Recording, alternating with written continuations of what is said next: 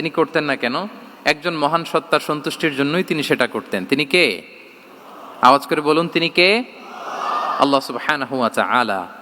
তার সন্তুষ্টির জন্যই তিনি সব কিছু করতেন এবং সব সময় তিনি এটা ফিল করতেন যে আমার আসল ভরসা স্থল হচ্ছে আল্লাহ তাআলা। আসল ভরসা স্থল কে? আল্লাহ তাআলা। এবং আল্লাহকেই তিনি ওনার নিজের অভিভাবক হিসেবে সবসময় চিন্তা করতেন। এবং তার দয়ার পরশেই যে আমরা বেঁচে আছি, তিনি যে আমাকে আগলে রেখেছেন, সার্বক্ষণিক এটাকে মনের মধ্যে ধারণ করা, সবসময় এই চিন্তাটা ভেতরে লালন করা, এটাকেই বলে গড সেন্ট্রিক মাইন্ডসেট বা আল্লাহ সেন্ট্রিক মাইন্ডসেট। এই মাইন্ডসেটের অধিকারী যদি আপনি হতে পারেন, আপনি একটা ডিভাইন পাওয়ার শিল্ডের ভেতরে থাকবেন, একটা ডিভাইন প্রোটেকশনে থাকবেন। চারিদিকে তুফান, ঝঞ্ঝা, ঝড়, অনেক কিছু, কোনো কিছু আপনাকে স্পর্শ করবে না, কারণ আপনার গড সেন্ট্রিক মাইন্ডসেট আছে। একটা মহাশক্তিধর সত্তার সাথে আপনার সংযোগায়ন আছে, কানেক্টিভিটি আছে। সো প্রথম মাইন্ডসেটটা হচ্ছে গড সেন্ট্রিক মাইন্ডসেট। রাসূল সাল্লাল্লাহু আলাইহি ওয়াসাল্লাম সবসময় সব কিছু আল্লাহ তাআলার সন্তুষ্টির জন্য করতেন এবং তিনি ভাবতেন আমার কেউ না থাক, আল্লাহ আছে। যার কেউ নাই তার কে থাকে? আল্লাহ আছে। এটাই হচ্ছে গড সেন্ট্রিক মাইন্ডসেট।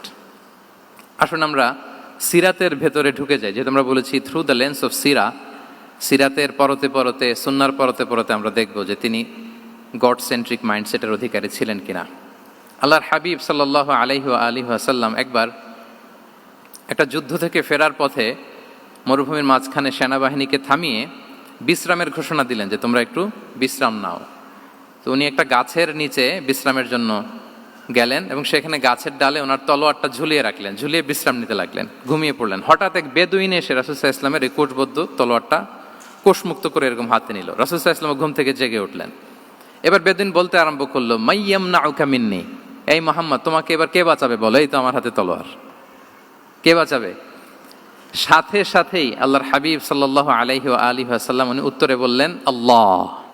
উত্তরে কি বললেন?